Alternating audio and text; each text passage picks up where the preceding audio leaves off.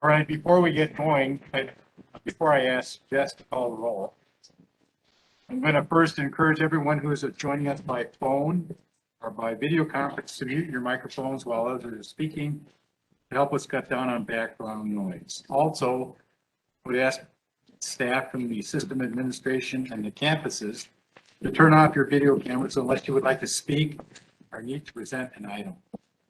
If after turning your video, you want to acknowledge or engage in the discussion, please raise your hand and we will hopefully see it and call upon it. Finally, remember to identify yourself when making any comments or asking questions. With that, Jess, would you please call the roll? Regent Menedy, Here. Regent Walsh, Here. Regent Atwell, Here. Regent Bechtel, Here. Regent Bogus, Here. Regent Cologne, Here. Regent Greeby, Here. Regent Jones, Here. Regent Klein, Here. Regent Miller, Here. Regent Pasch, Here. Regent Drew Peterson, Here. Regent Chris Peterson, Here. Regent Rye, Here. Regent Saffold, Regent Tucker, Here. Regent Underly, Here.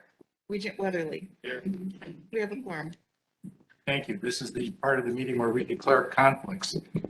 As we consider items on today's agenda, are there board members who wish to declare any conflicts of interest regarding today's open session agenda? I know it's me. Hearing none, let's proceed. So first is going to be an update and some introductions. This is a juggling act by me because if I wear my glasses, I'll get all fogged up. If I wear the other mask, I won't be able to speak. So I'm going to go without the glasses and hope that I can read the important information correctly. So here we go. Welcome to the October meeting of the UW System Board of Regents and the beautiful University of Wisconsin-Oshkosh campus. Many thanks to our host, Chancellor Leavitt and his team for the warm welcome to the campus. We're delighted to be here and look forward to hearing and seeing more. I'd like to start out today's meeting by introducing our newest regent, Dr. Rodney Pasch, from the Wisconsin Technical College System Board. Dr. Pasch served as Vice President of Human Resources, IT, and Facilities at Moraine Park Technical College for 18 years.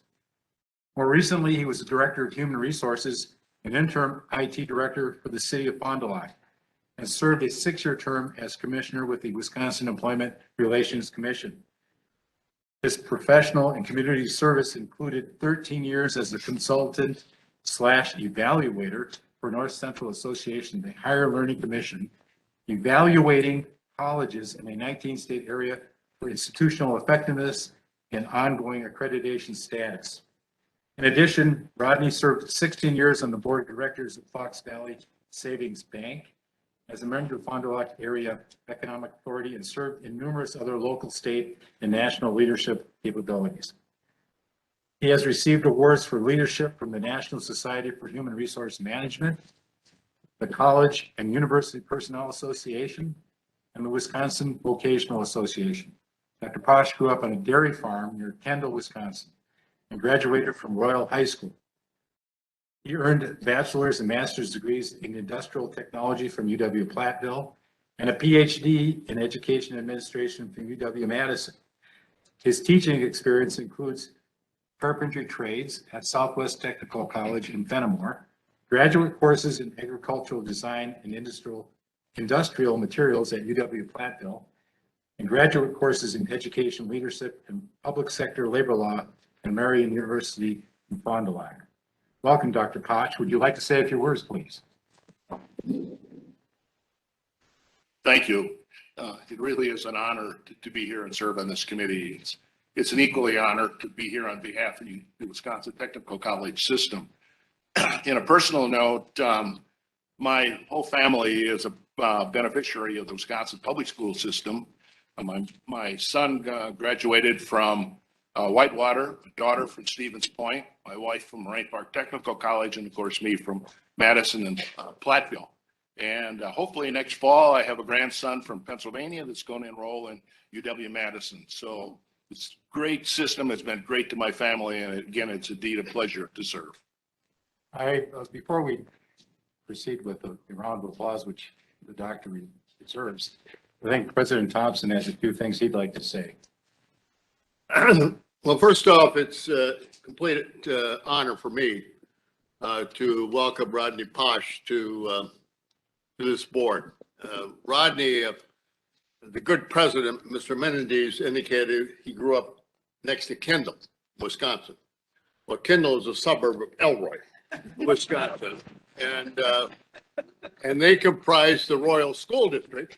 And it's really an honor for me to welcome Rodney to this board. And I also pointed out the other night that Rodney and myself are head of two of the largest, two of the largest university and vocational systems in the state. And we both come from communities under 1,500 and adjoining. So Rodney, it's an honor to welcome you and thank you so very much for being here and your tremendous career. Rodney was very bashful about what he's accomplished. He's a man of many talents, and his family has also done a fantastic job. And it's just a great privilege, Rodney, to have you join this board. Thank you. Thank you.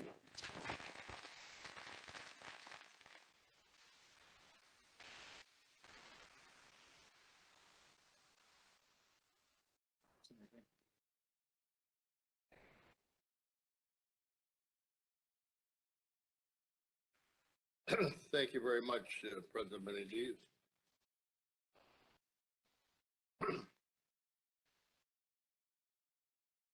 I have, as I indicated, Dr. Pasch grew up on a dairy farm, and I'm very happy that he is here. Extend my congratulations to him. I also delighted to welcome and introduce somebody that I'm really happy is here today, and somebody that you're all going to get to know and love. She's a dynamo, and she's Dr. Maria Gallo is the 20th Chancellor of UW River Falls, and she officially took the helm in mid-July and has taken River Falls and that campus by storm. I got to tell you a cute story. I got a telephone call from River Falls the day she moved in. They had delivered a box of dog food to somebody else, and they wanted to know who Maria Gallo was. And I believe she had sent it out for a golden retriever from where she came from, and it went to the wrong house, and they wanted to know who Dr. Maria Gallo was. So I had to point out that where they should deliver the dog food. So you owe me one, and your dog owes me a big one. And she's the 20th Chancellor of UW River Falls, and she officially took the helm. And she is comes to us from the Delaware Valley University in Doylestown, Pennsylvania, where she served as president since 2016. And I know that they were very sad to have her leave. I talked to several of them. They were upset that we had convinced you to come to Wisconsin, Maria, and is very happy. Prior to that, she was Dean and Director of Research and Cooperative Extension of the College of Tropical Agriculture and Human Resources at the University of Hawaii at Manoa. A plant molecular biologist, she earned her BS in agronomy from Cornell University and both her MS in crop science and PhD in genetics from North Carolina State University. Absolutely tremendous resume for the University of Wisconsin River Falls, almost exactly what is needed. She's a fellow of the American Society of Agronomy and the Crop Science Society of America, the former Fulbright scholar. I'm confident she's going to be a tremendous asset to UW River Falls, particularly with her agriculture and biology backgrounds. And she's another fantastic, and I mean this sincerely, we have the greatest group of chancellors ever. And you're going to be a great addition to that. So Chancellor Gallo, would you like to say a few words? I just want to thank everybody. Thrilled to be here. Proud to be a Falcon. And I look forward to working with our students and the great state of Wisconsin. Thank you so much.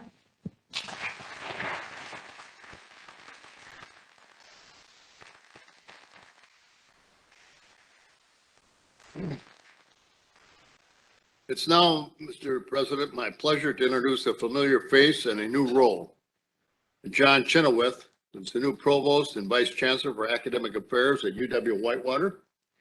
Mr. Chenoweth has previously served as Dean of UW-Whitewater's College of Business and Economics, the largest accredited business school in Wisconsin. He led nearly 200 faculty and a staff in a college with more than 4,000 students enrolled in 15 bachelor's degrees, and 7 master's degree programs and a doctoral program, a tenured faculty member in the department. He's a wonderful addition. And John, would you please stand up?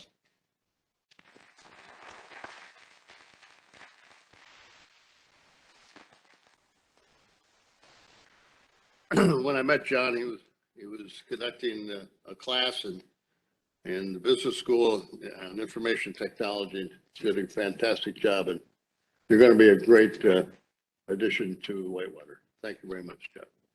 A tenured faculty member in the Department of Information Technology Supply Chain Management, Chenoweth is an active member of that campus. And so I really appreciate that. And other news from UW-Whitewater, I'm pleased, and he's already had a chance to speak before us, but I'm very pleased to announce that Dr. Jim Henderson, who is currently serving as that university's interim chancellor, has agreed to extend his term of service for a second year. You will recall that Dr. Henderson, who formerly served as UW Systems Vice President for Academic and Student Affairs, stepped into this role this past July when Chancellor Dwight Watson resigned due to illness. Chancellor Henderson is an experienced and steady leader, and we're very grateful for his service. And so thank you, Jim. I think everybody knows you, but would you please stand up and introduce yourself?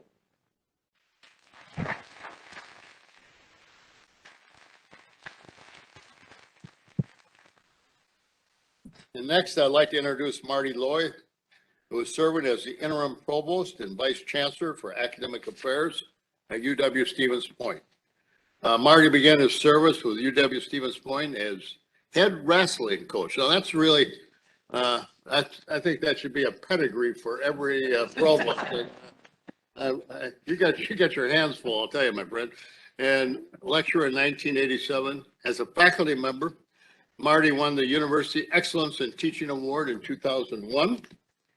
He was appointed the 3rd Dean of the UW-Stevens Point College of Professional Studies in June 2010, serving as the Chief Officer for the College of Professional Studies, which consists of the School of Business and Economics, School of Health Sciences and Wellness, School of Education, and also Army ROTC. You got a real pedigree under you. Prior to becoming dean, he served as professor of health promotion and associate dean for the School of Health Promotion and Human Development. His teaching and research are in the areas of stress management. It's just exactly what a provost needs. And child grief and loss, and he has published extensively in these areas. Originally from Spring Green, Marty earned his doctorate in education administration from UW-Madison, a master's in education counseling from the great University of Oshkosh, and a bachelor's from also another great university, Madison. Marty and his wife, Becky, are co-founders of Camp Hope, a camp for grieving children that has served as a model for similar camps around the country. Marty, we're absolutely delighted to agree to serve in this interim role and look forward to working with you. Marty, would you please stand?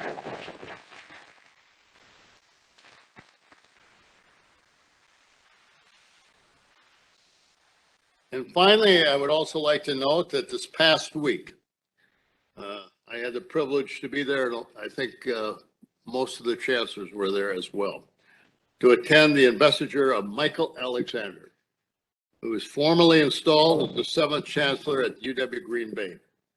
The ceremony was a little overdue thanks to the pandemic. Mike actually took the helm back in May of 2020, but he gave us great pleasure to officially welcome Mike with so many university and community members in attendance, both in person and virtually. If you weren't able to catch the event live, I invite you to check out the video clips available on UW Systems Twitter feed. With that, I will turn the floor back to you, President Menendez, and thank you for allowing me to introduce these wonderful people. Thank you, President Thompson. The records of the July 29th, 2021 and September 1st, 2021 meetings of the UW System Board of Regents Executive Committee have been provided. May I have a motion to approve these records? So moved. Second? Second. All those in favor, say aye. Aye. Opposed? Thank you. Next, a report of the Wisconsin Technical College System Board. The reports of the Wisconsin Technical College System Board from July and September have been provided. Are there any comments or questions? Thank you. The next report is an update on the tribal consultation policy. I'd like to provide everyone with a brief update on our tribal consultation policy. As you may remember, several tribal leaders joined us at our July meeting to share their experiences and perspectives regarding the UW system and the draft policy on tribal consultation. Regent Bogus and I met with tribal leaders in August to discuss the proposed policy and have another meeting scheduled for later this month. We're hoping to come back to you with a draft policy for your consideration at our December meeting. Regent Bogus, do you have anything that you'd wish to add to this? No, and we're just looking forward to getting more input from the tribes and working together. Thank you. Amy's been really working hard on this and has been putting a lot of time on this, and I really appreciate her efforts. Thank you. Next is an update on the presidential search. In July, we launched the search for the next UW system president with the announcement of the search and screening committee. This committee includes representation from campuses across the state. The committee also includes several of your current and former Regent colleagues. Vice President Karen Walsh is chairing the committee. Committee members also include Regents Bob Atwell, Amy Bogus, Ashok Rai, and Corey Sappel, as well as Regent Emeritus and UW lacrosse student Olivia Woodmansee, and Regent President Emeritus Mike Falbo. Regent Walsh, can you give us a brief update on what's been going on with that committee? Thank you, President Many Deeds. It'll be very brief.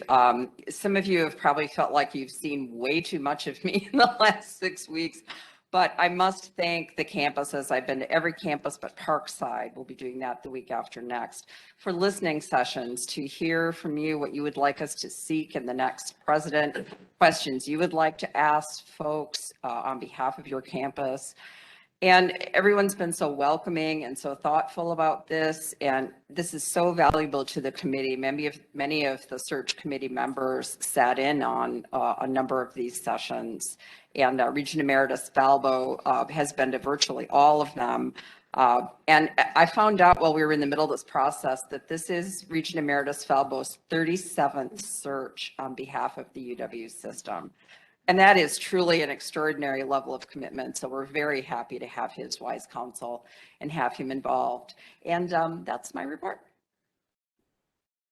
Within the next few weeks, I expect to finalize and announce membership of the Special Regent Committee for the UW System Presidential Search.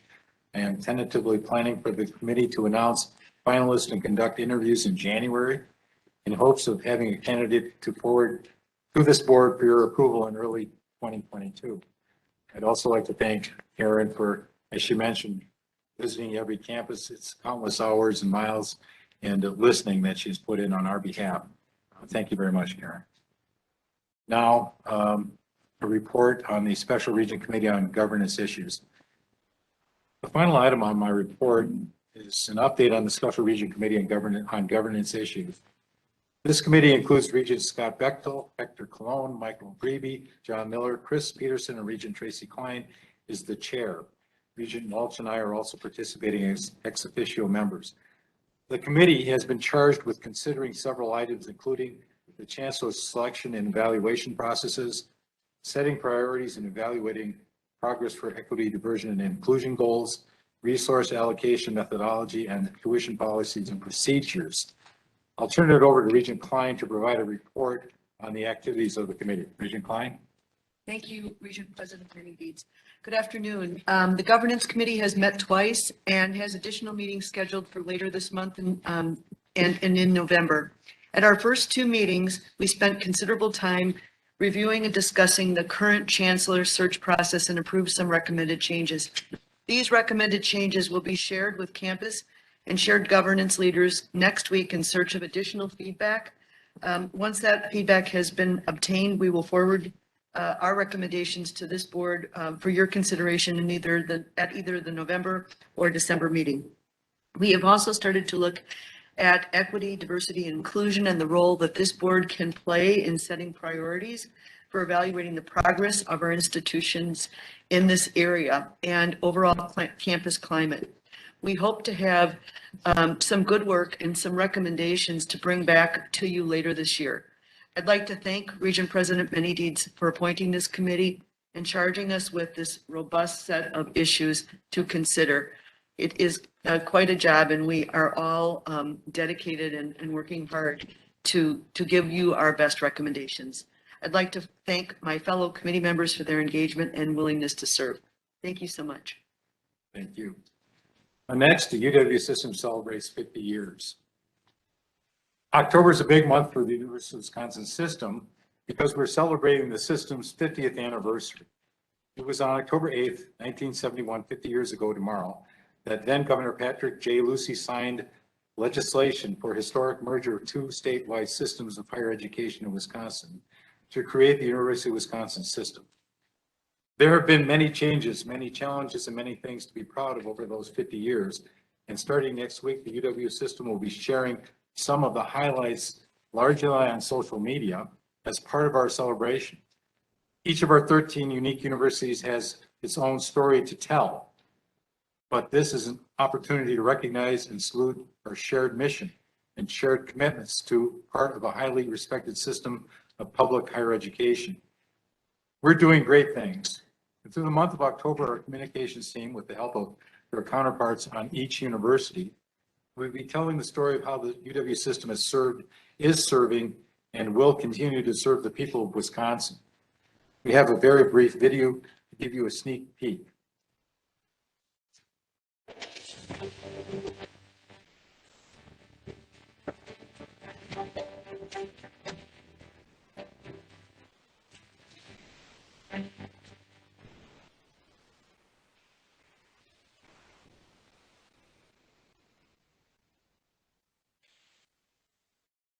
Now, that's kind of scary because I think I saw myself in one of those pictures. I have to confess, I never could grow the mustache. Wanted the mustache, couldn't grow. All right. With that, I encourage you to keep an eye out for upcoming days of our anniversary tributes on our social media channels. That concludes my report, President Thompson. Thank you, President Menendez. I would like to first start out by congratulating University of Wisconsin Oshkosh, a fantastic university. They're celebrating their sesquicentennial, 150 years young. And it's always a delight to be on this campus. And thank you very much for giving me the opportunity last night, Chancellor, to address the students and your faculty. And always appreciate having that opportunity. So thank you. And we also am very happy to celebrate the 50th year of this great institution called the University of Wisconsin System. I was in the legislature. That's how darn old I am. I was in the legislature when this was in front of us. I voted on this particular piece of legislation, and I never would have imagined back then that I'd someday be leading the incredible system. So thank all of you for giving me that opportunity, and that's been a wonderful 50 years and a great system. We are indeed very fortunate, and I said this last night, to have a public university system in Wisconsin that delivers such high quality education, research, and service, making us, I believe, the envy of peers around the country for our tremendous University of Wisconsin. As I noted last week in Green Bay, I firmly believe that a college education, a college degree, has never been more important. Commitment of the UW system to make that education accessible and affordable for more and more Wisconsinites is vitally important.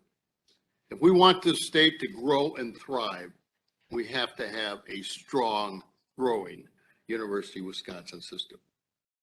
We will continue to reach out to first-generation students, students from underrepresented minorities, students from families with modest financial means, and non-traditional students to make the opportunities and benefits of higher education more broadly available.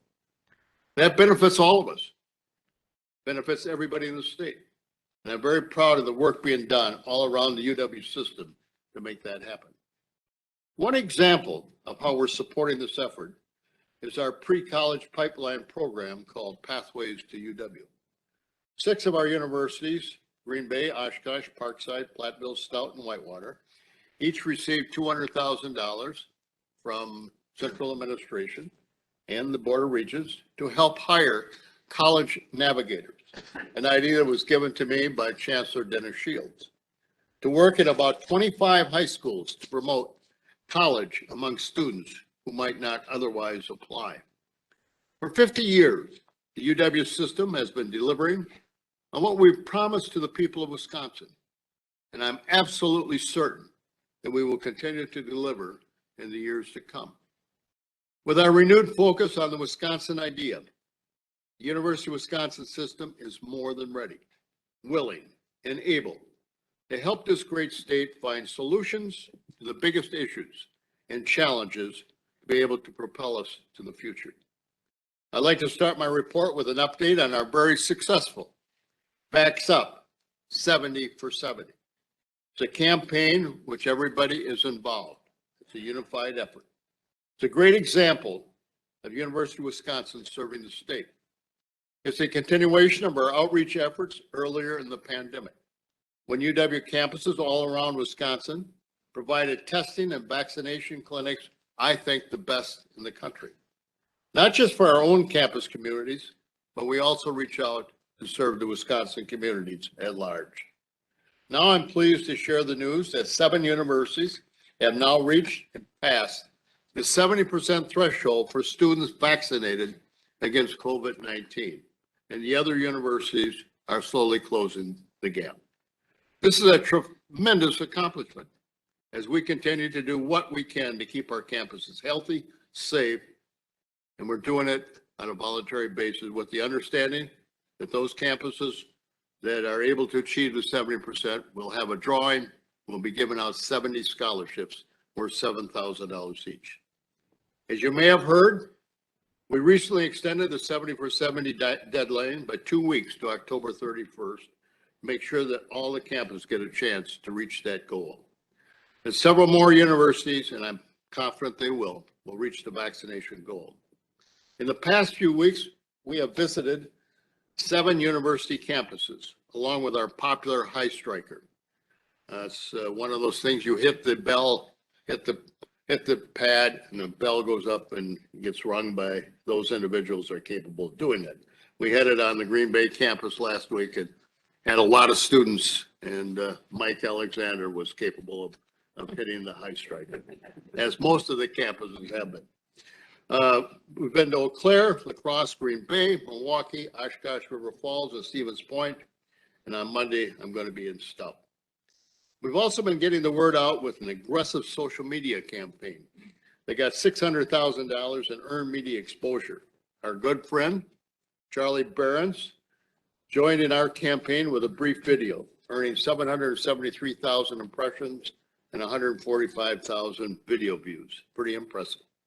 But it's the vaccination results that really matter, because we know that this is the most important thing we can to keep our students, our employees, and our university communities healthy and safe.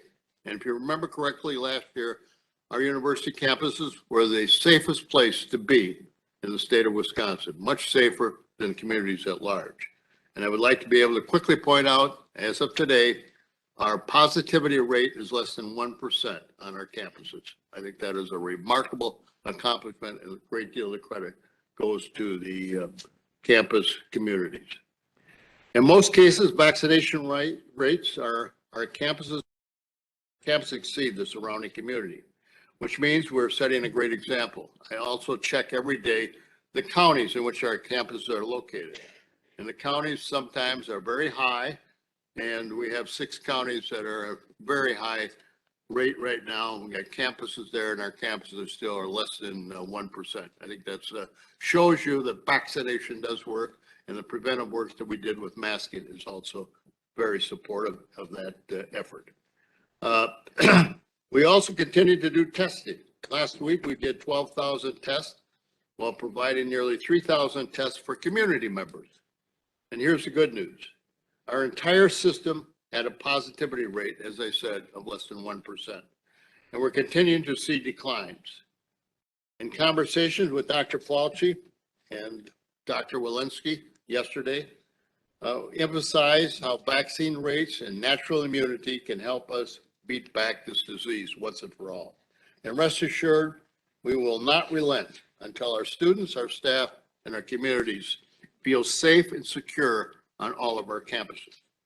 Because we've largely been successful in doing that, the UW system is also delivering on providing in-person classes at pre-pandemic levels. And if you have the opportunity to visit any campuses, and you will ask the chancellors, I don't think they've ever seen the enthusiasm quite as high as it is this year after the pandemic.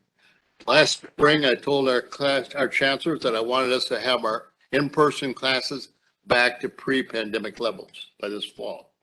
I can tell you not all of them were happy with me at the time, but with hard work and an ongoing commitment to health and safety and a huge assist from our campus communities getting vaccinated, we're now doing just that and expanding. System-wide, I set a goal of 75%. We're now delivering 80% of our undergraduate courses in person, which even exceeds the original rate and target of 75%. Every student, and I talked to a lot of them, I've talked to wants to be back in class, and that's where they belong. There's so much enthusiasm on the campuses that I visited this fall, and I think you will find the same thing talking to the chancellor. I want to take this opportunity to thank the staff, the faculty, and especially the chancellors and administrators for helping to make this happen, but also prioritizing the health and safety of our students and campus communities. I am so very proud of their efforts to make this goal a success. Turning to another area where we are delivering on our promises, I am pleased to share early feedback on our procure to pay and shop UW Plus efforts to refine our business processes. With the successful implementation of the P2P project, we are seeing improved oversight of transactions and increased efficiencies, which is just what we wanted. Since implementation on April 16th, more than 72,000 orders have been created for more than $475 million worth of purchasing. Even with the addition of multiple levels of review and approvals for most transactions, our processes are moving quickly and gaining efficiency. For the week of September 14th, for example, there were 4,300 purchase orders created. 89% of those were executed in less than 1 day. That means starting with a shopper's request to purchase, then approvals, goods received, invoices arrived, and final payment, all in 1 day. Never thought it was possible. To put this achievement in context, under the previous manual process, the average turnaround would have been closer to 10 days. Now that's progress. There's one other area where we enacted major financial efficiencies that you should be aware of. In August of 2021, we successfully moved all employees onto a single payroll cycle bi-weekly. If you remember, we were paying out 4 different payrolls each month. It was very confusing and not very efficient. Approximately 33,000 employee transitioned from monthly, weekly, hourly to biweekly pay without any incident or disruption to earnings or benefit enrollments. This change allows for a more consistent payroll process for our workforce and ultimately ensures that our employees are paid more frequently with a shorter wait time for a first paycheck for new hires.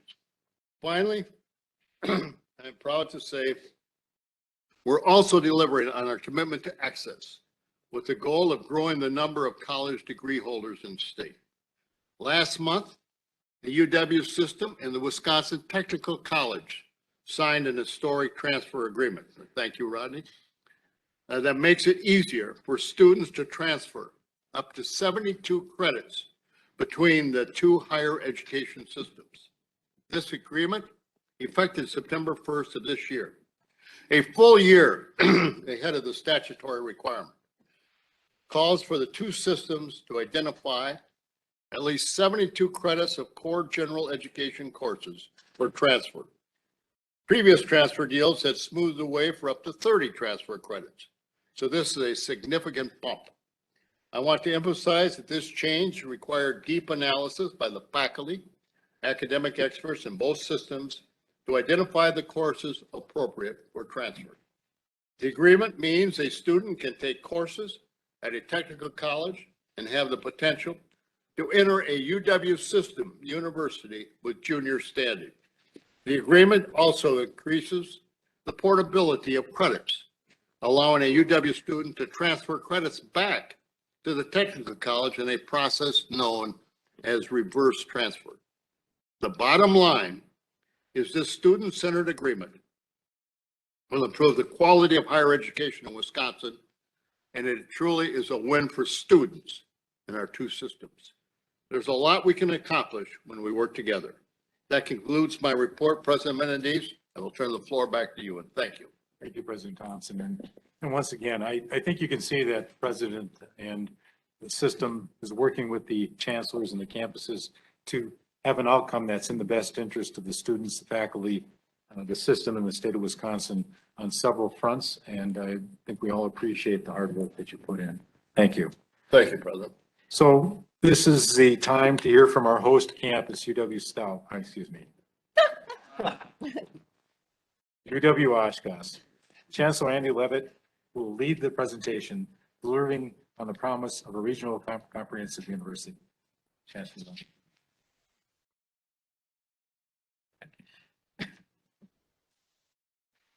Thank you, Regent President Menendez.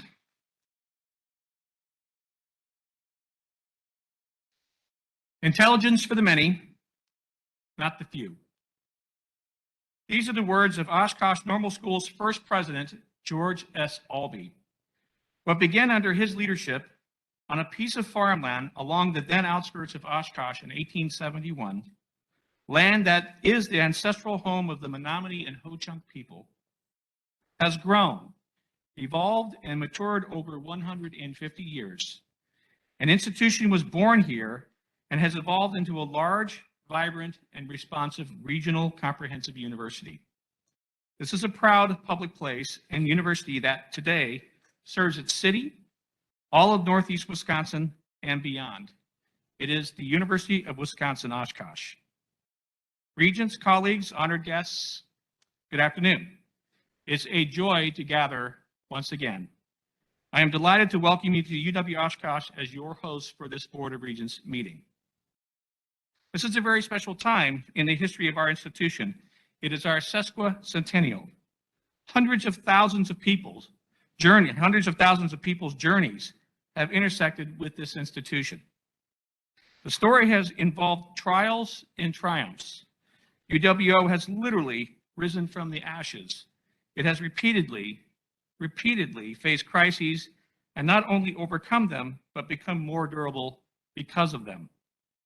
We are all part of a place where it is welcome and valued to be the first in the family to go to college, to recognize and celebrate strengths and identities, abilities, and neurodiversity, to see and celebrate individuals as they are, imagine where they can go, and demonstrate what they are capable of achieving.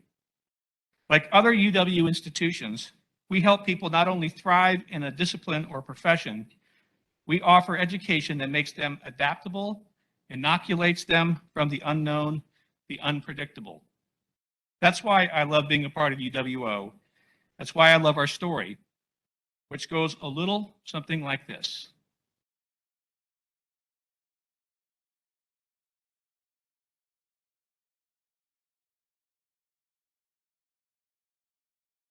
The University of Wisconsin-Oshkosh began as the Oshkosh Normal School for Teacher Training in 1871.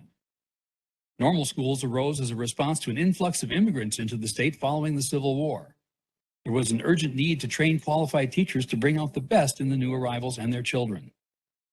Two other normal schools had already been established by the state legislature in Platteville and Whitewater, and there was intense competition among Oshkosh and its sister cities to become home to the third. The city's Common Council pledged $30,000 and a 6-acre site in their bid to secure the new school. Blessed with waterways and railroad connections, Oshkosh was the third largest city in the state at the time and a central hub of commerce and transportation. The location was a logical choice, and in 1866, the state regents awarded the city the school. Local bickering about the exact placement of the school and the taxes involved delayed construction until 1868. Cost overruns on the elegant 3-story structure then left no money for staff or furniture. The building stood empty on Algoma Boulevard for an entire year. Finally, in the fall of 1871, the fully funded Oshkosh Normal School commenced its first term with 6 faculty members and 43 students, each of whom had been interviewed personally by President George S. Albee to ensure they met his academic and moral standards. In the early years, tuition was free to all who declared an intent to teach in Wisconsin public schools. Book rental was $1 per term. The major expense was room and board, which could be up to $4 a week for a furnished room with lights and fuel. Oshkosh quickly distinguished itself by becoming the first state normal school in the nation to have a kindergarten. Under the guidance of Rose C. Swart, practice teaching was introduced in 1872. In a forward-looking break from Eastern U.S. tradition, President Albee's Midwestern approach to normal education stressed the teaching of subject matter in addition to pedagogy. Before long, the young institution added domestic science and industrial education to its curriculum. In 1912, an industrial arts building was erected, later named Harrington Hall. Tragedy struck campus in the early morning hours of March 22, 1916, when a fire broke out in the main building. Fanned by the wind, flames spread rapidly as students and faculty rushed to save whatever books and equipment they could.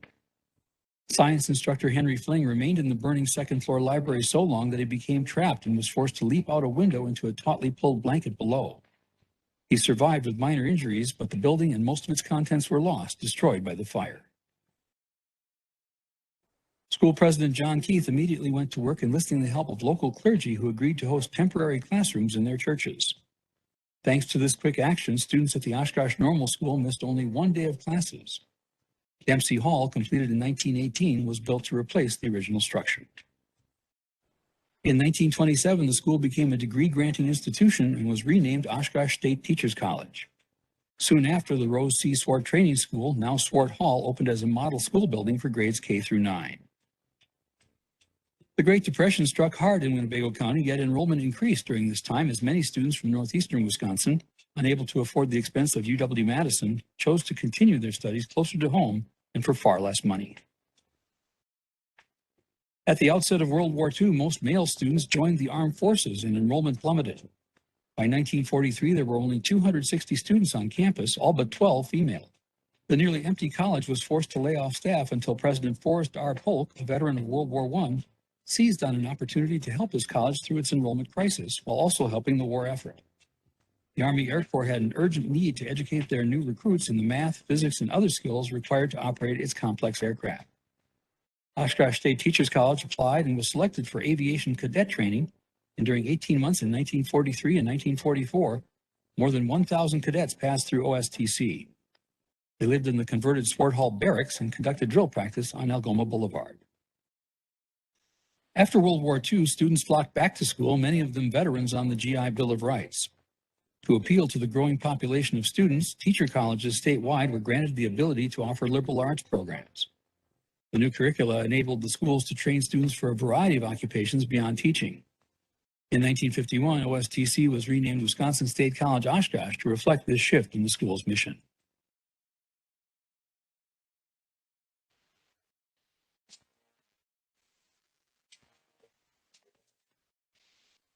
The 1960s were a time of rapid expansion on campus. Course offerings broadened and buildings sprang up. The College of Business Administration and the College of Nursing were added. Extension classes that had been held in a variety of locations now found permanent homes in the newly built Fox Cities and Fond du Lac campuses. And in 1963, Oshkosh began a graduate school, transforming the one-time normal school into a full-fledged institution of higher education. In 1964, the name was changed once again to Wisconsin State University Oshkosh. The 1960s were also a time of radical politics and civil unrest. College campuses were often ground zero for social activism, and Oshkosh was no exception. On November 21st, 1968, African-American dissent over course offerings, housing discrimination, and other issues culminated in a protest and takeover of the university president's executive office that came to be known as Black Thursday. 94 African-American students were subsequently expelled. In the following months, protests of solidarity in Oshkosh and on campuses across the state began to change hearts and minds, and the university committed to making a series of improvements for Black students on campus. The newly recognized Afro-American Society began to host a speakers series that brought several civil rights luminaries to campus, including boxing legend Muhammad Ali. In its centennial year of 1971, the campus merged with the University of Wisconsin system and took its present name. With 11,500 students and 35 buildings, UW-Oshkosh was the largest of the comprehensive universities.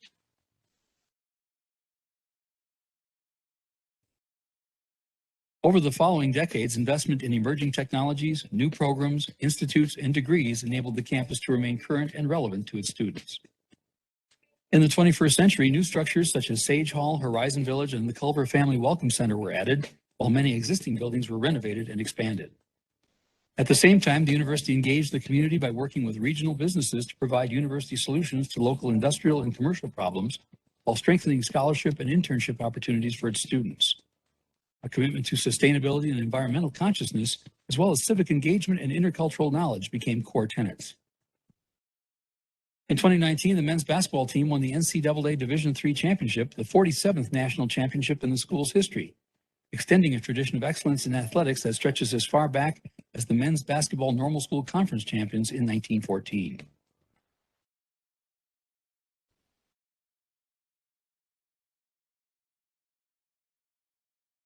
In the spring of 2020, the world was gripped by a global pandemic. As COVID-19 spread across the nation, the university responded. Much like the fallout from the fire a century earlier, swift action was taken, moving classes online, adopting safety measures, and setting up testing sites and an emergency operations center to monitor and respond to the crisis in real time.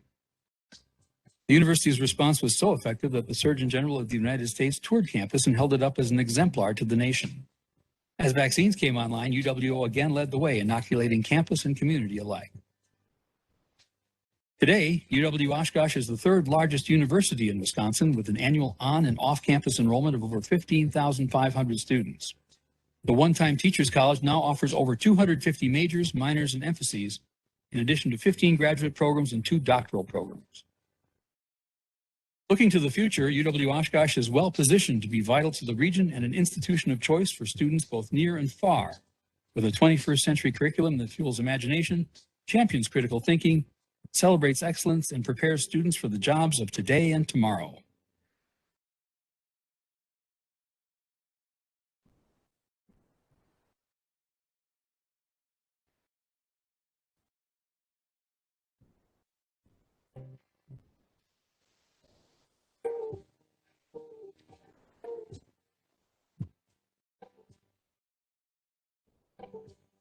All right, let's thank the folks who got together.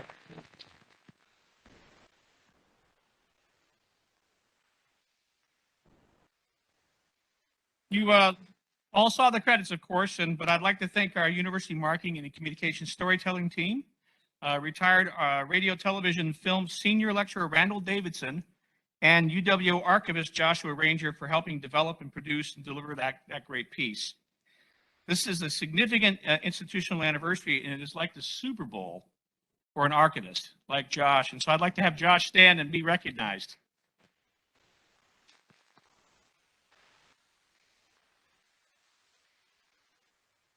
So representing 150 years of anything in about 9 minutes is not easy to do, and our team pulled it off. And they spared you all 9 more minutes of my soaring oratory, so you should thank them. Regents, you've been here before. Before I go any further, I want to point out that you have been here before. We were a bit curious, so Mr. Ranger drove into our archives and looked up how many times the Regents have been at UW-Oshkosh since 1871, and that number is 17 times. And so those are the dates that you had official meetings here at the institution. So I should say welcome back, as always. And President Thompson, you're no stranger to UW either. We think that that's from 1992, if your T-shirt can be believed, was the last time you were on the campus and at least playing softball. So from the very beginning, With Regent's vision and help, our institution was innovating. Our founders were futuristic. We continue to follow their lead. I present a few more salient points about our history developed by Mr. Ranger. So in 1871, Oshkosh, like Platteville and Whitewater before it, committed to teaching subject matter in addition to pedagogy, and this was definitely a landmark. As argued by UW-Madison education historian Jürgen Herbst, the normal system developed in Wisconsin, as well as others across the Midwest states, broke from the New England approach of concentrating almost exclusively on a pedagogical training. Instead, the system here embraced a curriculum that puts subject training on equal footing with teaching methods. So that it really favored all of the normals that started across the state. It really put us in a great position to be what we are today. The legislation made this clear in 1865. That's chapter 537 for those of you who are keeping score. Laws prescribed that the normal school would offer instruction in the theory and art of teaching in all subjects taught in the common schools, but also agriculture, chemistry, mechanical arts, constitutional law, citizenship, astronomy, and other branches of science and literature. Herbst suggested that with this mission, it is no wonder that normals were often referred to as people's colleges. So I really love that. People's colleges is what we were called. Herbst argues that unlike out east, the normal schools in Wisconsin were not set up by elites to deal with large urban immigrant populations, but rural communities that were largely homogeneous, Northern, Central, and Western European immigrants, and of the same background of the very individuals developing or establishing the schools. He writes, they looked upon colleges not so much as private reserves of an established elite, but demanded that colleges, whether public or private, should be available for their own children. The innovations continue. In 1911, the legislature approved the bill to allow normals to operate a non-professional 2-year junior college sequence. This was a temporary compromise in the prolonged fight over normal school degree granting status. Madison very much disapproved of anybody else in the state offering degrees at that time. Many understood that the benefits to the region's students and families. The Appleton Post-Crescent wrote this: the introduction of a 2-year course is the most significant step yet taken in the movement to bring higher education close to the people. Instead of one state school, there will now be 9. The article praises the move for being more cost-effective for students, allowing for smaller class sizes and closer relationships between students and their instructors. This still rings true today. Students in the programs could take literature, foreign language, history, pre-legal, medical, and a host of other courses. Oshkosh, Superior, and Milwaukee developed the most robust non-professional programs during this time. By the late 1940s, those in the pre-professional division made up a full 1/3 of the student body, prompting The Advance, which is our student newspaper, to suggest that the school was living a double life. On paper, a teacher's college, but in reality, something much more. In 1964, the WSU Regents changed the name of the state colleges to state universities across the state. Over the 7 years that Oshkosh was a state university, it grew to become the de facto leader amongst its WSU system sisters. With plans to grow to over 20,000, campus leaders were considering curricular developments that included a separate fine arts college, a PhD programs, and even a law school. Numerous factors interceded, including the end of both the student deferment and hostilities in Vietnam. In 1971, the UW system's birth and a merger with the Wisconsin State University system, coupled with shifting demographics, forced Oshkosh to change its trajectory and hone its mission. By the way, happy anniversary to the system as well, 50th anniversary. UW used these changes as opportunities. The institution defined its role as a regional comprehensive with professional specializations, as well as a broad liberal arts program array required by this major population center. I just want to pull a couple more threads out of this important, our mini documentary here, make a couple of points. There are enduring themes, I think, that help us understand the nature and the power of the regional comprehensive. In their beginnings, local people chipped in for and built these proximate regional colleges just down the street or up the road from their schools, factories, and farms. These places were born and continued because local leaders and citizens wanted to hone local people for a better shared future, and in that noble effort, help solve very local problems. Again, still true today. UW-Oshkosh still strives to be a national model for the delivery of liberal and professional education that regionally provides an affordable and accessible degree for anyone who wants to earn it. A comprehensive university, in my opinion, is a very special kind of place. With our focus on teaching, learning, discovery, and engagement, we develop civically engaged leaders that make an impact quite often in the very regions they are academically prepared in. We balance teaching and research to provide high impact opportunities for our students. We serve as an economic and cultural force in our region and our state. With our emphasis on access, we are also committed to educate a diverse and culturally rich student body that makes a difference here and around the world. Wisconsin, to its credit, is blessed with a network of these strategically situated institutions. Some might see this map and claim duplication.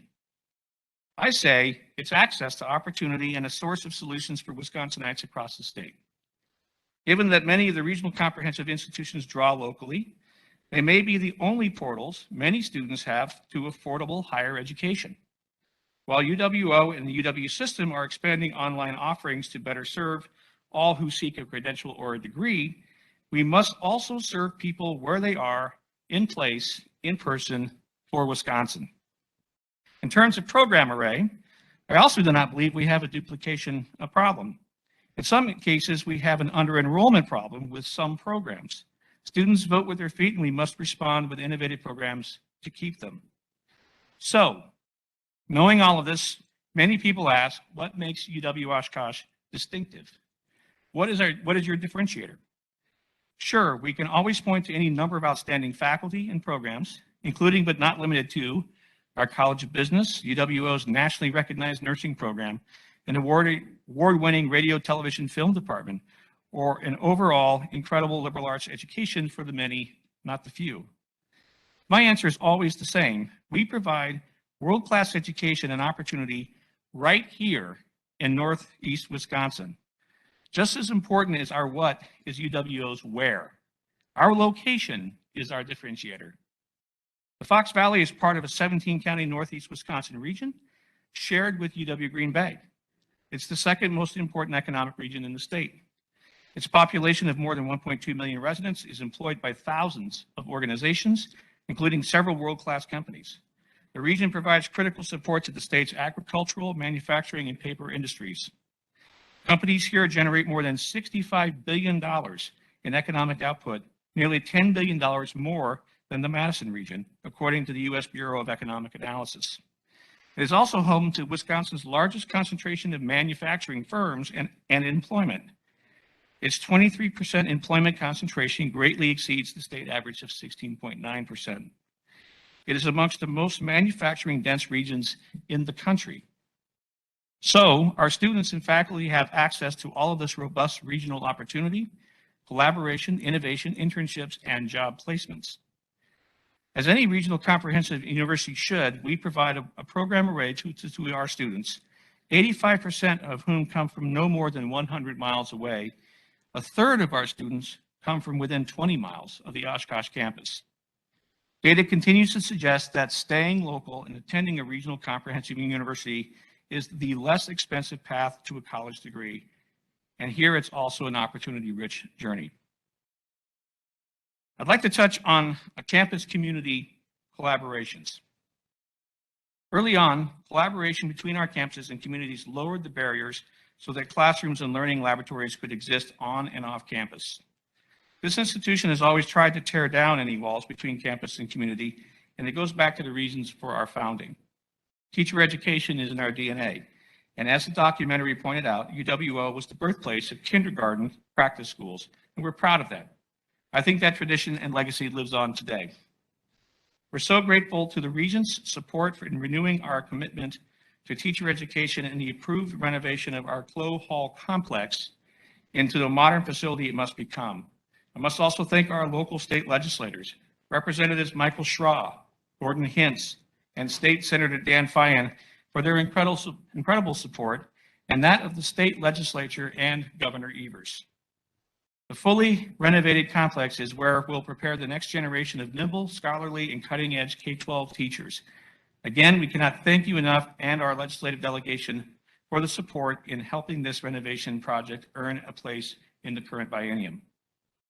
Sticking with campus community collaborations and education, I must highlight one of the greatest assets UWO and UW system have, and another note of distinctiveness for this institution. It's our Cooperative Academic Partnership Program, or CAP. People hear a lot about this, but I'm going to tell you what it is, so you know. It's the system's largest dual enrollment program for high school students to earn college credits. For almost as long as there has been a UW system, for half a century, CAP has helped prepare tens of thousands of high school students and their high school teachers to deliver and earn college-level courses, $100 a credit, taught right where the kids are. This year, we are educating nearly 6,000 high school students throughout Wisconsin, and get this, Northern Illinois. We're now in Illinois. Each point on this map is a CAP high school where students are learning up to a year of college credit.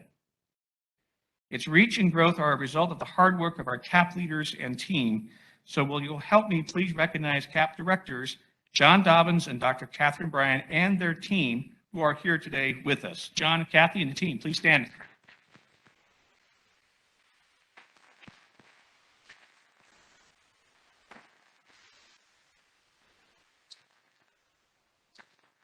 It's amazing what 4 people can do. CAP is also, and a lot more people, I should say. CAP is also has a distinction of being accredited by NACEP, the National Alliance of Concurrent Enrollment Partnership, which is a very, very powerful endorsement. And CAP alumni are right now pursuing degrees at every single UW system institution.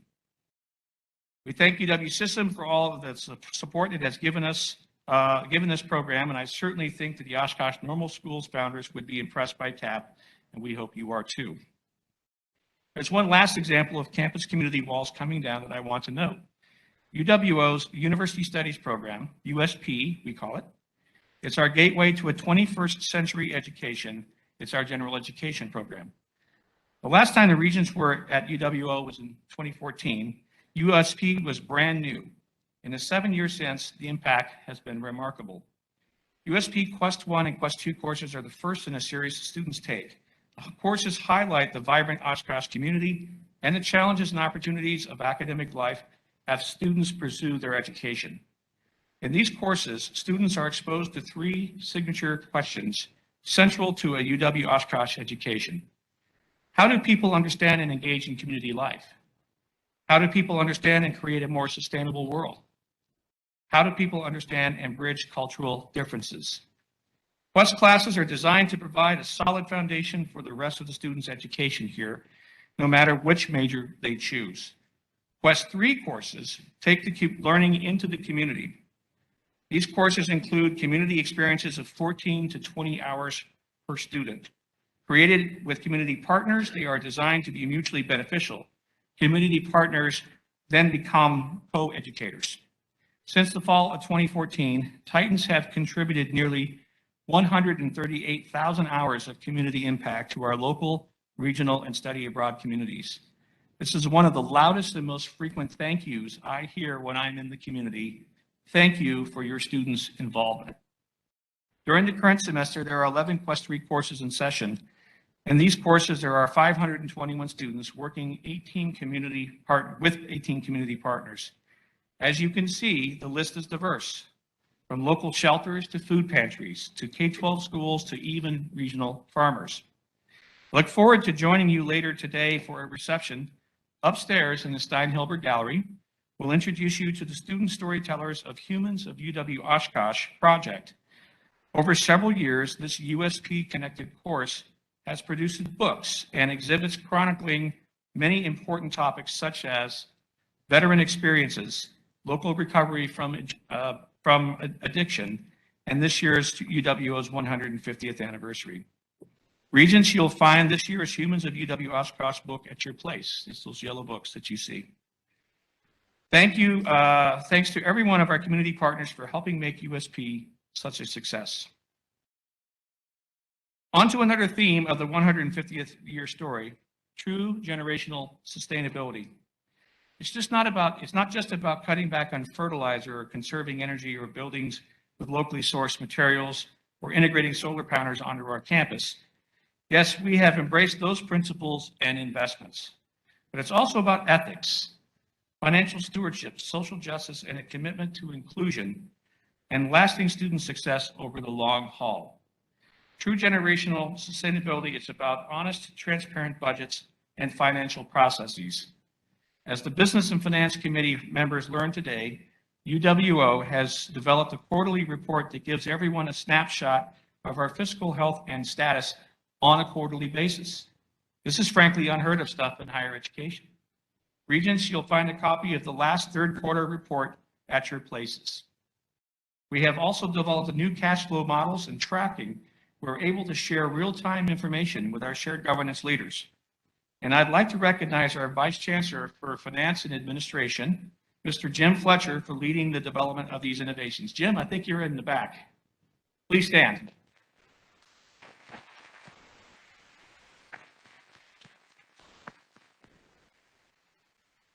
True generational sustainability in UWO story is also about recognizing wrongs.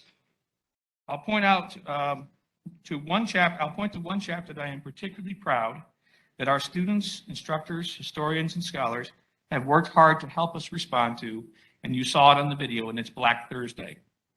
As you learned in our documentary, the Oshkosh 94 members' lives were unjustly disrupted by one decision in 1968, all because they wanted and demanded better from the institution for their fellow students.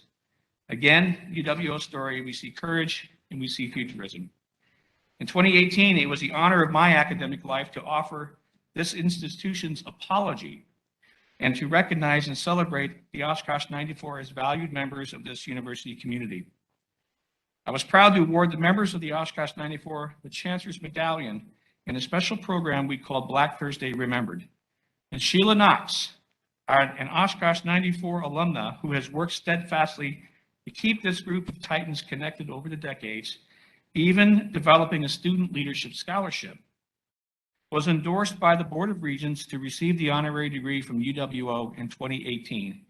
If you would, please help me recognize her as she joins us here today. Sheila, please stand.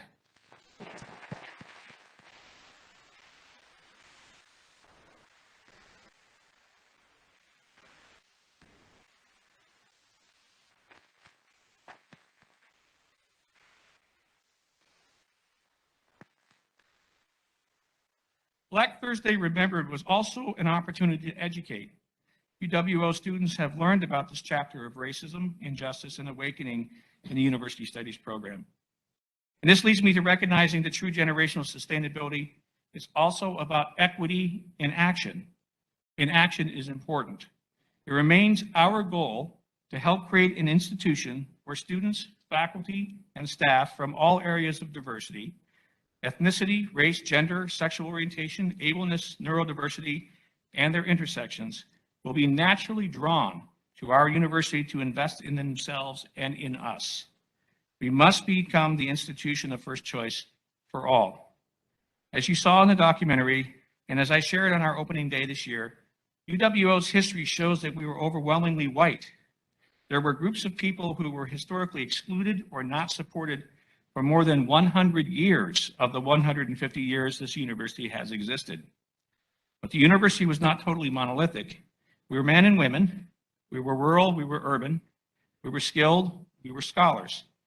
As the university has evolved, grown, matured, and diversified, we have learned to more intensely examine and aggressively challenge who and what we are. We have launched initiatives and built academic and support programs to make certain we are open and extend academic and economic opportunity to all. So EDI in action is critical, and we're making strides, and here's one example.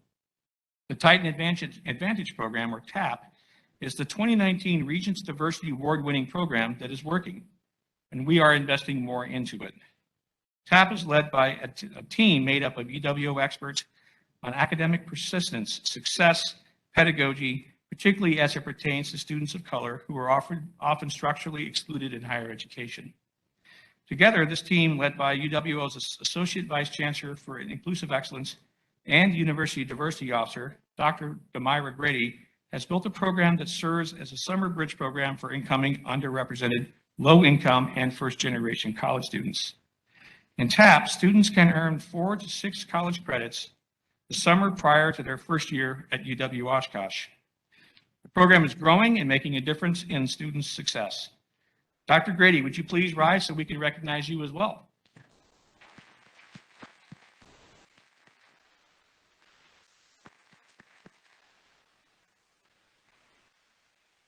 With Dr. Grady's leadership, we have also launched a bias incident and response team that takes a proactive approach to addressing biases on campus and offers support and education.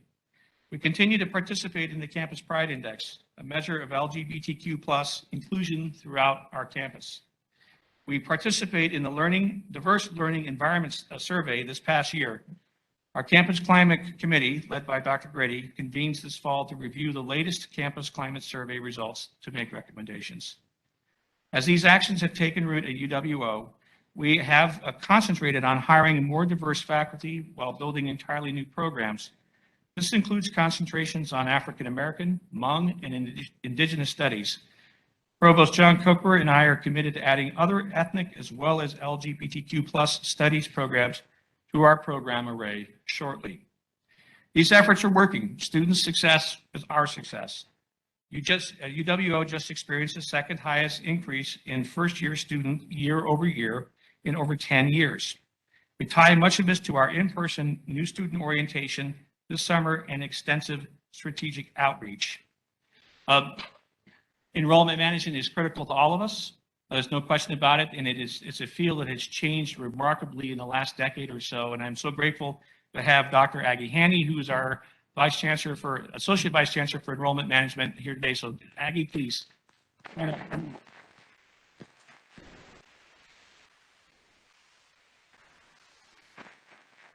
Thank you. Finally, I'd like to recognize one of our most profound themes in UWO's story, and that's resilience. I think we all look to our universities as helpers, as problem solvers. We lend a hand to people, organizations, and communities in need. We rise and answer the call. UW's come running. At the beginning, Oshkosh answered the Regents' call for teachers, and we still do. In 1918, an influenza epidemic erupted. Twice, it shut down the college that year. The institution rebounded.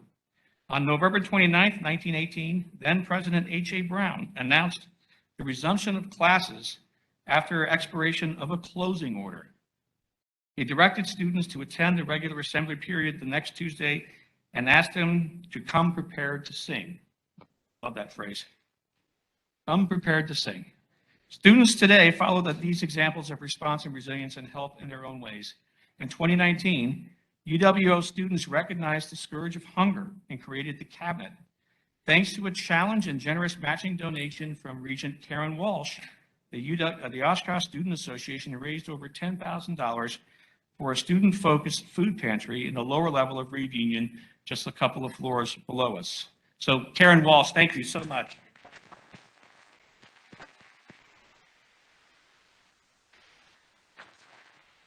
I'll tell you what it's been doing. Cabinet leaders, the food pantry is run by the student volunteers. It provides non-perishable food and personal items for students. Last year, cabinet managers were able to purchase a freezer for increasing their offerings. Cabinet leaders have even added an online order process so peers in need can pick up food at the front desk when the pantry isn't open. In 2020-21, the pantry gave out more than 5,300 pounds of food and nearly 640 visits. Yes, we have students dealing with hunger at UWO and around the system. It is a problem that we must recognize. The students see it, and they have responded, and I think these selfless titans are helping their peers. I want to recognize Caitlin Henry, who's our pantry director. Caitlin, please.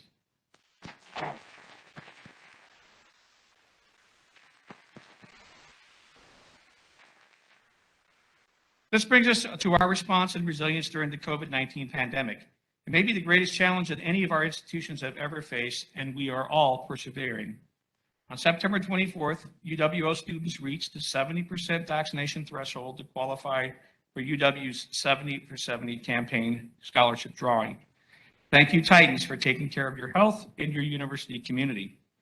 It is hard for me to express how grateful I have been for the changes in learning, teaching, service, and life on our campus communities have made since March of 2020. Students, faculty, and staff have made great sacrifices. Like all of the chancellors, I'd like to stop and recognize our versatile and resilient faculty and staff for their amazing work. Thank you.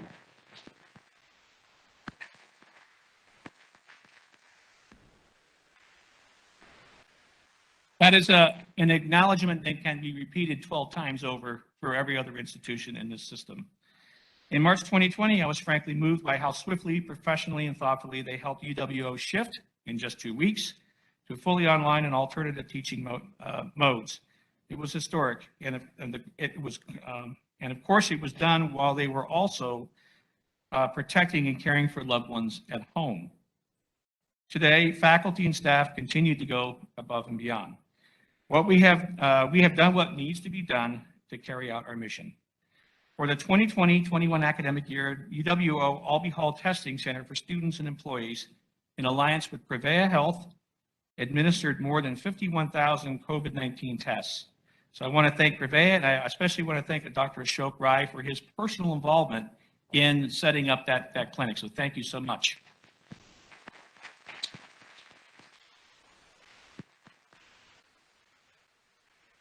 University colleagues pitched in to help with contact tracing, disease investigation, testing center staffing, and other support to our Titans return effort. For example, most of our administrative, coaching, and training colleagues from athletics were deployed into these jobs. The roles had nothing to do with what they normally do. They did not hesitate, and we could not have done this without them. And then there were the community needs that we stepped up to meet. It's the Wisconsin idea in action. UW-O opened and ran a widely accessible and successful COVID-19 community testing center out of the Culver Family Welcome Center. With our federal partners, we administered more than 36,500 COVID-19 tests. When vaccines became available, we partnered with Advocate Aurora Healthcare and to offer vaccinations to the community.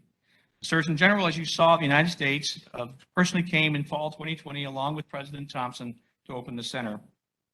A few months later, we added the vaccination operations there with Governor Evers. The Culver Center team administered 19,400 vaccination doses. UW-O student nurses stepped up and learning along the way. UW-O received praise from the community, state, and nation for our efforts. And I would say each one of the institutions within the UW has done something very, very similar and is equally as praiseworthy. As I close out this look back at the almost 2 years of pandemic response, there is one more acknowledgement I must make. We worked alongside our UW system partners, led by President Tommy Thompson. I want to thank President Thompson for his extraordinary leadership in guiding the UW institutions during to this day and beyond. He provided leadership, direction, and badly needed resources to open and stay open. And then there were the vaccinations, the students, faculty, and staff, and community leaders. I want to thank President Thompson for everything he did for us.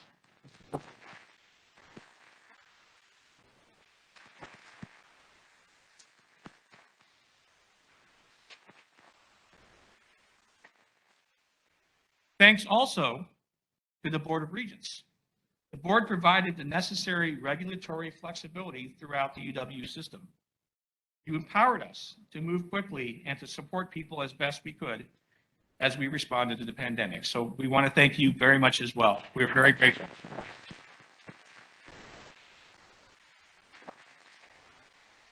Yes, we are all masked still. The pandemic is not over, but we are resolute and we know how we're going to get through this. So where does UW-O go from here? What's in store for the next 150 years?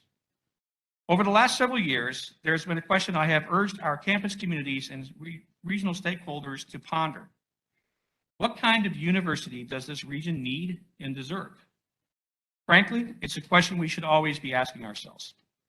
A new strategic planning process is underway with full integration of UW-O's access campuses, UW-O Fox Cities and UW-O Fond du Lac.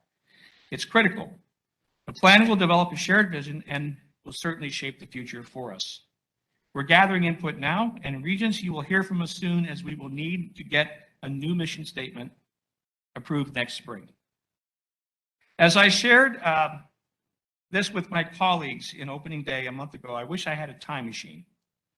I would go back and invite some of Oshkosh's leaders and residents from the late 1860s who fought so hard to earn a state normal school in their community to join us in the future to see what their teachers' college has become. On their first day, 43 students attended this institution. Today, 150 years later, the college has graduated more than 100,000 Titans, 100,000 and counting. Our founders were visionaries. Their experiment worked. Today, nearly 90% of UW-O grads remain in state after earning their diplomas. This is, I think, is more astounding. About 45% of our out-of-state students remain when they get their diplomas. That's a huge number. Our founders, this includes the Regents, wagered that the establishment of such a public institution in this region would serve as a source of transformation and enlightenment for their local schools, their communities, and their broader economy. And they were right. As the clouds begin to lift on the pandemic, clearly a historic chapter in all of our stories, brighter days lie ahead, and we are ready. To borrow the poetry from former President H.A. Brown, the day again approaches when we all will come prepared to sing. Thank you all for joining us at UW-Oshkosh to recognize and celebrate our milestone.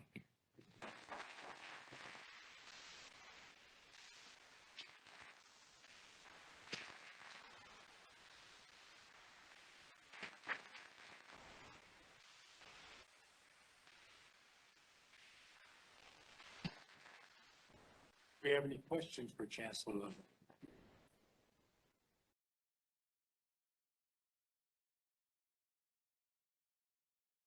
Regent Klein.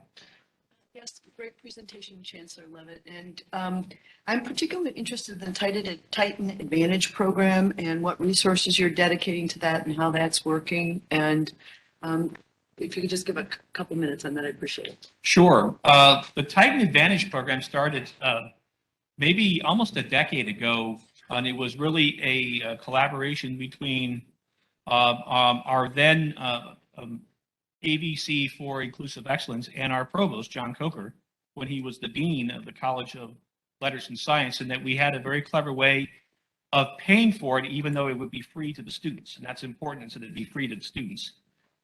We ended up, once John migrated to the provost office, we ended up not doing it that way, and we had to put actual a budget item, if you will, in for that particular program. So it was a program that we had funded at about 50 students at the time. And so when Governor Thompson came in, he said, you need to double it. And so what we have since doubled the budget. Right now, this last year, we attracted about 80 students to the program, but our recruiting efforts at the time were a little bit behind because we were a little flat-footed because it was close to summer. So we're fully expecting that we'll have more than 100 students in the program this next year, and it's funded right out of the university coffers. Chancellor, you have clearly a diverse student body, and our hope is that that continues to grow. But along those lines, have you given any thought, or is there any program you might be able to tell us about concerning the growth of faculty from the student body that you have on campus that is diverse? Is there any thought or any program regarding that? There is. The provost is leading an effort to create a program to be able to recruit a more diverse faculty. We had a faculty committee coming to do this. We with our university diversity officer, and Dr. Demira Grady is also assisting with this. We're seeding it a bit. Initially, we want to expand our ethnic studies program simply because this is what the students will look to. They look to as a way of seeing themselves in the university. So I think that's a very, very important step. But yes, we are committed. It's all about the recruitment. We also have to work very hard in terms of retention, even with our students. I'm very pleased to say that our students of color, the enrollment has gone from about 11% from when I stepped onto campus to today, it's about 18% of our student body. So it's changed quite a bit, but at the same time, we're struggling, as I'm sure many other schools are, to find ways to connect with students in order for them to stay. So retention is a big issue. Any other questions for Chancellor Leavitt? Regent Weatherly, you're so far away, I can't see you now. Thank you. Chancellor, first of all, great presentation. Second of all, can you talk a little bit about the CAP program and also what your vision is for that?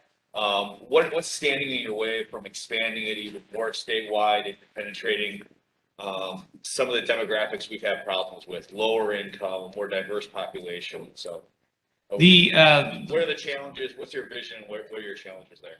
The big issues that we're all facing with dual enrollment is our accrediting agency, HLC, and that they are changing the requirements of what constitutes a qualified instructor for CAP.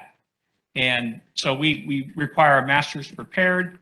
HLC is going to say master's prepared in a specific area with the 18 credit hours of a graduate study in that particular program in order to do that. So that doesn't always line up with people who have master's degrees in the high schools. So that's one where we're creating through our higher ed consortium in this part of the state, New Era. We're creating a program by which local teachers can enroll in graduate courses at a discount rate in order to build up that credential. So that's going to be something that will impact us once HLC finally implements this new rule. They keep pushing it off, and COVID is one where they've been able to give us a little bit more time to deal with it since COVID has been so disruptive. Thank you. Regent Walsh. So, Chancellor Leavitt, you mentioned the extraordinary number of your graduates that have stayed in the state of Wisconsin. What do you attribute that to? What do you think the factors are? Why they stay is the region itself, and it's the region I described. It just has so much opportunity, and we require internships in the College of Business. For any business degree, you must have an internship. Certainly, of course, with education and with nursing, that is also the case. So plus our USP, as I described, these Quest 3 courses, the region is sticky. When they get here, they are exposed to the community, exposed to the region. They have opportunities to get these kinds of internships, and as a result, they stay in very, very high numbers. About 50% of the time when someone goes into an internship, they come out with a job offer. Actually, it's probably higher now, but in normal times, about 50% of the time that was the case. Regent Becker. Yeah, just kind of following up on Kyle's question. Do you find that CAP program is a way does it serve as a bit of a feeder for bringing in students that are underrepresented or of color or first generation? It really depends on the high schools and where the high schools are located. And so you'd have to look carefully at the map and to see if the high schools are corresponding with those kinds of areas. I would imagine we're recruiting more students in a more traditional sense that are from historically excluded backgrounds that are coming through the CAP program. So CAP is a different version of AP, if you will. It's a much lower pressure. There's no exams you have to take because you're actually taking the course as opposed to taking an exam. So I would say that diversity, we're recruiting diversity probably through more non-CAP recruiting than we do with CAP. For those of you who are interested, we capture about 9% of CAP students at UW-Oshkosh because they are actually officially enrolled at the university while they're in high school. So about 9% of the graduates end up coming to us for college, and then the rest go to the other institutions. Thank you. Else? Thank you. Thank you very much.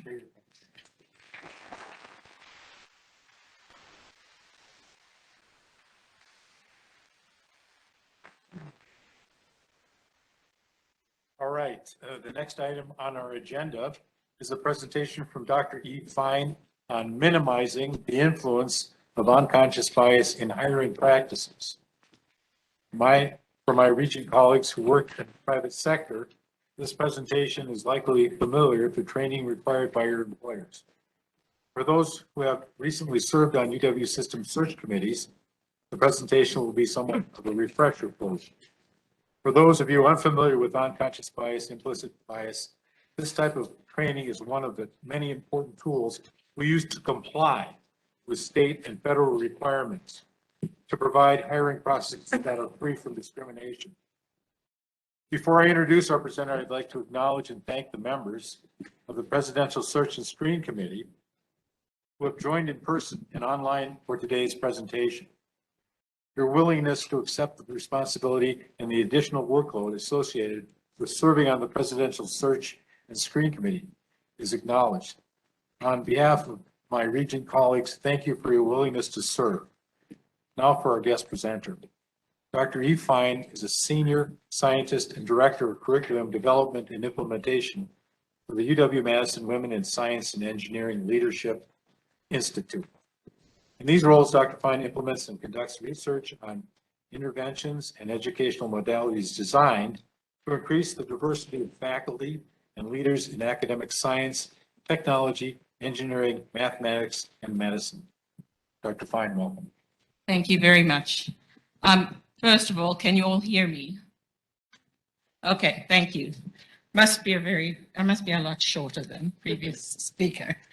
So thank you for inviting me here today. I am a researcher, not an assistant, at UW-Madison. We're a research center, as described WISELY is an acronym for the Women in Science and Engineering Leadership Institute.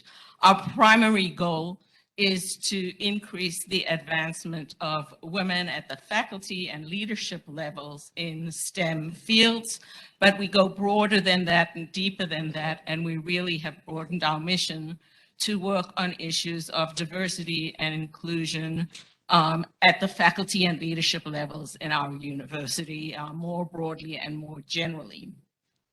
The presentation that I'm going to give you today comes from a larger workshop that we conduct for members of faculty search committees. I brought with me 10 copies of this guidebook, which I will leave here, and anyone who wants to grab one, I've actually given one away already, can take one, but they are also available online, and I have provided a link to that to Jess Lathrop, who I'd like to thank for all of her organizational efforts as well. I also brought with a whole stack of these little brochures, which kind of summarize the presentation I'm going to give to you today, reviewing applicants' research on assumptions and bias. And that is going to be the piece that I'm going to talk about. But I do want to point out that in any search, that is by far not the only essential piece to address. We also have to recruit broadly a diverse and excellent applicant pool, and we also have to pay attention to how we treat them when we interview them and when we bring our candidates to campus for visits, and how welcome and included they will feel in our departments. So our larger workshops address all of those. You're not going to get all of that today. You're probably glad. Those workshops are 3 hours long. So just a piece of it. And I would say, though it is focused on kind of the search process for faculty and leadership positions, I know many of you are not involved in searches. Maybe you will be in the future, but I'd encourage you to take from this presentation and extrapolate it to all kinds of other evaluative settings, be it student admissions, promotion or advancement, who serves on committees, or who serves on what committees, what language we use, what images we post on our websites, our PowerPoints, our public places, and most importantly, how we interact with one another, because that is essentially an evaluative setting as well. Who do we interact with? It's based on the extent to which we find that they're a valued person worth spending our time getting to know and treating well. So take what I'm saying is very narrow, but I think you can apply it very broadly, and I would encourage you to do that. So to get into the material itself, I'm going to talk about evaluating applicants in job searches for faculties and leaders. And I'm going to share with you research on understanding the impact unintentional or unconscious bias can have. And most importantly, also strategies that we can use to minimize the influence of unconscious bias.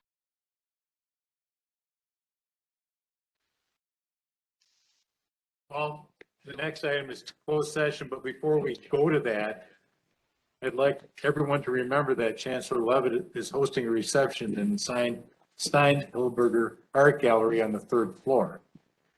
At this time, I'd like to ask the board members to stay in their seats while we complete the roll call vote on moving into closed session. Following the vote, please remain where you are in the room while the line is clear. Thank you. President Walsh, will you read the motion?